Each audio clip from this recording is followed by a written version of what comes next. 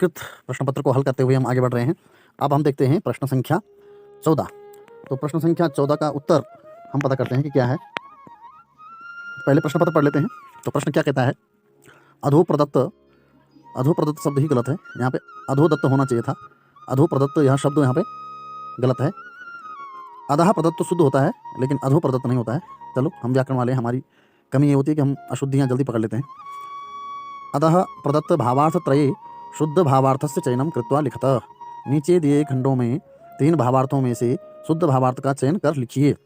तो आपको एक पंक्ति दी गई है, एक श्लोक की पंक्ति है ये पाठ संख्या 2 जो मातुराज्ञा गरीयसी है उससे आया है। तो मुझे लग रहा है इस पाठ से अधिकांश क्वेश्चन आए हैं, अधिकांश प्रश्न जो है पाठ संख्या 2 मातुराज्ञा गरीयसी उससे ज़्यादा आए हैं। तो इस प्रश्न को पढ़ते हैं। ये का है 14 का। इसमें दिया है यस्याह शक्र समो भर्ता मया पुत्रवती चया। यस्याह शक्र समो भर्ता मया पुत्रवती चया, इसके 3 भावार्थ दिए गए हैं। इन तीनों में से कौन इसका भावार्थ सटीक बैठता है? तो पहला देखते हैं, यस्याह इंद्र समो पति ही। इंद्र समो भी नहीं होता है, इंद्र समः होना चाहिए था, यहाँ पे भी एक अशुद्धि है। इंद्र समः पति ही रामेण च पुत्रवती। दूसरा है यस्याह वरुणः, समो नहीं होता है क्योंकि आगे पति शब्द है, तो पकार होने से समः होगा। वरुण समः पति ही भरतेन च पुत्रवती। यस्याह रुद्रशमः पति लक्ष्मणेन च पुत्रवती। तो इसका जो सटीक उत्तर होगा वो होगा पहला नंबर का, ये वाला पहला नंबर, यस्याह इंद्र समः पति ही रामेण च पुत्रवती, ये इसका शुद्ध भावार्थ होगा। अब चलते हैं 14 के खा में। 14 का खा देखिए, आह्लादितम कुलम सर्वम यथा चंद्रेण सर्वरी। आह्लादितम कुलम सर्वम यथा चंद्रेण सर्वरी, इसके 3 भावार्थ दिए गए हैं। सुपुत्रेण कुलम तथा शोभते यथा नक्षत्रैः शशि। दूसरा है सुपुत्रेण कुलम तथा शोभते यथा सूर्येण दिवसः। तीसरा दे रखा है सुपुत्रेण कुलम तथा शोभते यथा शशिना रात्रिः। तो इसका उत्तर हो जाएगा तीसरा, सुपुत्रेण कुलम तथा शोभते यथा शशिना रात्रिः, यह इसका सटीक भावार्थ होगा। अब अथवा इसका देख लेते हैं। अथवा अधोदत्त, यहाँ पे शुद्ध कर दिया अधोदत्त। यहाँ आपने देखा पीछे वाले में कि अधो प्रदत्त लिखा था, यहाँ सही लिखा है अधोदत्त। टंकन त्रुटि कह सकते हैं या पेपर बनाने वाले से भूल हुई हो। अधोदत्त श्लोकस्य प्रदत्त भावार्थम मंजूषा प्रदत्त पदैः पूरयित्वा लिखत।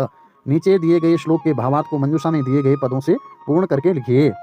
तो एक श्लोक दिया गया है, दैवी संपद विमोक्षाया निबंधाया सुरीमता माँ शुचः संपदम दैवी मभिजातोसि पांडव। श्रीमद् भगवद गीता का श्लोक है। तो यहाँ पर आएगा श्री कृष्ण, भावार्थ दे रखा है, आपको भावार्थ पूरा करना है। श्री कृष्ण कथयति यत् भो अर्जुन, पहले नंबर पर क्या आएगा, भो अर्जुन दैवी संपदा मुक्तये भवति आसुरी संपदा वंधनाय भवति त्वं शोकं मा कुरु यतः त्वया दैवी संपदा अर्जिता। तो पहले पे आएगा भो अर्जुन, दूसरे पे आएगा मुक्तये, तीसरे पे आएगा बंधनाय और चौथे पे आएगा त्वया। तो इस तरह से इसको आपने भावार्थ को रिक्त स्थान की पूर्ति करके भरना था। अब आगे चलते हैं प्रश्न संख्या 15। अधोलिखित श्लोकद्वयस्य प्रदत्तान्वये रिक्त स्थान पूर्तिं कृत्वा पुनः लिखत। नीचे 2 श्लोकों का अन्वय दिया गया है, उनमें रिक्त स्थानों की पूर्ति करके अन्वय पुनः लिखिए। अजीर्णे भेषजं वारी जीर्णे वारी बलप्रदम भोजने चामृतम वारी भोजनांते विषापहम। तो ये श्लोक लिखा हुआ है, भोजनांते विषप्रदम होना चाहिए, ये हमने शुद्ध पढ़ा था गुरुकुल में। विषापहम यह अशुद्ध पद लगता है हमें, विषप्रदम यहाँ पर सटीक बैठता है। चलो खैर छोड़िए, हमें प्रश्न का उत्तर लिखना है। तो अब देखते हैं, अजीर्णे वारी भेषजम, यहाँ पे क्या आएगा, वारी भेषजम। जीर्णे वारी बलप्रदम, जीर्णे वारी बलप्रदम आ जाएगा, ठीक है। अब आएगा भोजने, यहाँ पे आएगा भोजने चामृतम वारी भोजनांते वारी विषप्रदम, यहाँ पे आएगा विषप्रदम,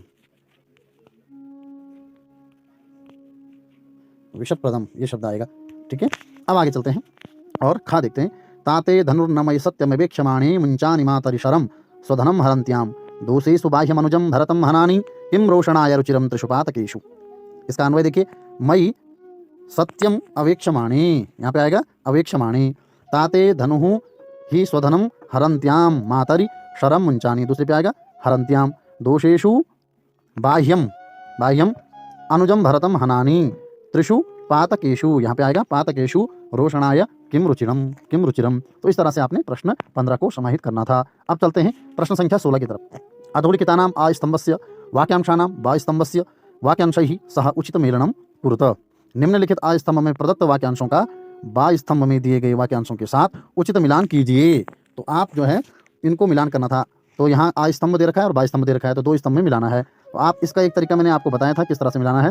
अभयम सत्व संशुद्धि ज्ञान योग व्यवस्थिति, ये बैठेगा सटीक। तो पहले वाले का क्या हो गया, अभयम सत्व संशुद्धिर ज्ञान योग व्यवस्थिति, ये श्रीमद् भगवद गीता का श्लोक है, तो यहाँ पर ये मिल गया। एक का चौथा वाला खा देखिए, यत करते महत क्लेशे राज्य में न मनोरथ, तो यहाँ पर इसका खा का पहला हो जाएगा। ठीक है, अब इसी तरह तीसरा देखिए, तीसरे का है ग, नदुर्जना सज्जनता मुपैति शतः सहस्रैरपि शिक्षमाणः, तो क्या हो जाएगा, शतः सहस्रैरपि शिक्षमाणः मिल जाएगा नदुर्जना सज्जनता मुपैति के साथ।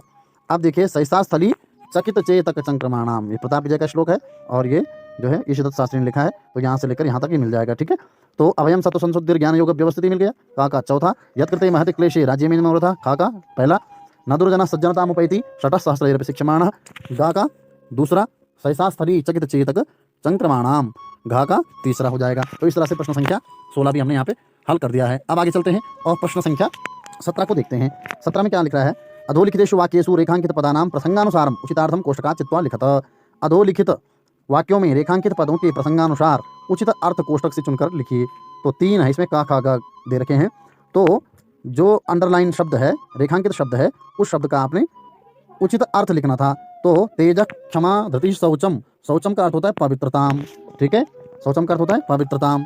नैके नापी समम गता वसुमती, तो समम का आपने यहाँ पे अर्थ लिखना था, समम का अर्थ होता है सार्धम, क्या हो जाएगा, सार्धम।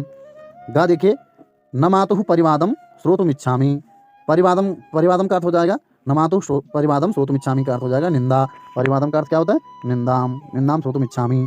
अब देखिए खंड घ, संस्कृत साहित्य परिचय, भाग 2, संस्कृत साहित्य का परिचय।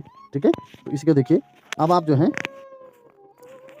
तो अब प्रश्न संख्या 18 जो इस प्रश्न पत्र का अंतिम प्रश्न है, निम्नलिखितेषु वाक्येषु कोष्टकेभ्यः चित्वा उचित शब्दैः रिक्त स्थान पूर्ति क्रियताम, निम्नलिखित वाक्यों में कोष्टकों से चुनकर उचित शब्दों से रिक्त स्थान की पूर्ति कीजिए।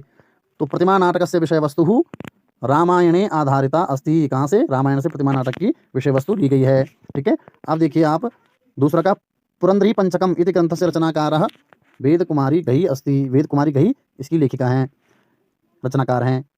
और तीसरा देखिए, भोज प्रबंधः कवि बल्लाल सेनस्य रचना अस्ति, भोज प्रबंध किसकी है, भोज प्रबंध कवि बल्लाल सेन की रचना है। अनुशासनम इति पाठः तैत्तिरीयोपनिषद ग्रंथात् संकलितः अस्ति, अनुशासनम जो आपके पास पाठ, पहला पाठ है भाषवती पुस्तक में, वो जो है तैत्तिरीय उपनिषद ग्रंथ से लिया गया है। तो इस तरह से प्रश्न संख्या 18 का भी यहाँ पर समाहित हो गया। अब प्रश्न संख्या 18 का ख, निम्नलिखित वाक्येषु कोष्टकेभ्यः चित्वा उचितैः शब्दैः रिक्त स्थान पूर्ति क्रियताम, निम्नलिखित वाक्यों में कोष्टकों से चुनकर उचित शब्दों से रिक्त स्थानों की पूर्ति कीजिए। वेदेषु प्राचीनतमः वेदः, वेदेषु प्राचीनतमः ऋग्वेदः, कौन सा वेद प्राचीनतम है, ऋग्वेद, ऋग्वेदः। ठीक है, ये इसका उत्तर हो गया। अब दूसरा देखिए, हितोपदेशः विष्णुशर्मणः जयदेवस्य नारायण पंडितस्य, तो किसकी रचना है हितोपदेश, नारायण पंडितस्य, नारायण पंडितस्य। ठीक है, अब देखिए शिशुपाल वधम एकम दैट अस्ति रिक्त स्थान अस्ति, क्या है शिशुपाल वधम, महाकाव्यम नाटकम गद्य काव्यम।